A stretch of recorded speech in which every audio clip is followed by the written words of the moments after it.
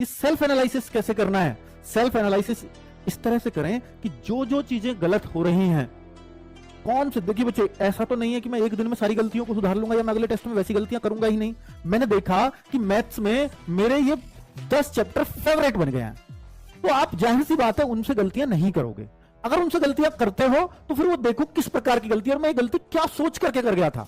जब आपको online mock test देते हो तो साथ के साथ रिजल्ट मिलता है, साथ के साथ आप गलतियां देख पाते हो कि मैंने कहां करी, तो आप देख पाते हो कि यार मैं अपने फेवरेट चैप्टर का गलती कर गया, ओ ये गलती अब मैं दोबारा नहीं करूंगा। ऐसा बहुत बार होता है कि जिस चैप्टर को आप ये सोच रहे हो मैथ में मेरा बिल्कुल फिट है, बिल्कुल तैयार है, उसको जल्दबाजी में हम गलत कर देते हैं क्योंकि वहां समय का भी प्रेशर है।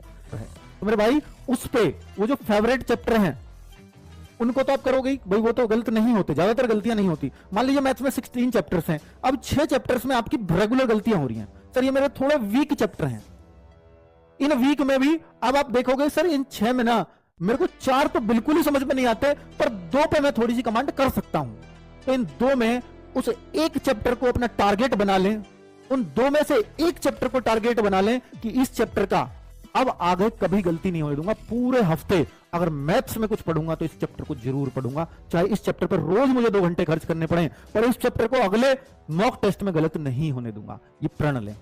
ऐसे आप देखोगे कि एक और स्ट्रांग हो गया तो 10 की जगह एक और फेवरेट आपका बन जाएगा जब आप इस पे मेहनत करोगे, और ये रह गया आपके 5। और इनमें से एक और जो आप कह रहे थे कि इसको भी मैं थोड़ा कर सकता हूं, तो मेरे भाई उसको भी एक और फिर आप ऐसे बढ़ा लोगे और बचेंगे फिर आपके 4। उन 4 में से ठीक है मुझे हो सकता है इन पे एक हफ्ता लगा, आगे मुझे 2-2 वीक लगे, तो आप फिर उन पे काम करना शुरू करिए। कोई भी चैप्टर वीक सिर्फ तब तक है जब तक उस पर काम नहीं किया जाता। सेम रीजनिंग में अपनाओ, सेम मैथ्स में अपनाओ, और जीएस में मैं हमेशा कहता हूं कि मेरे भाई कि आप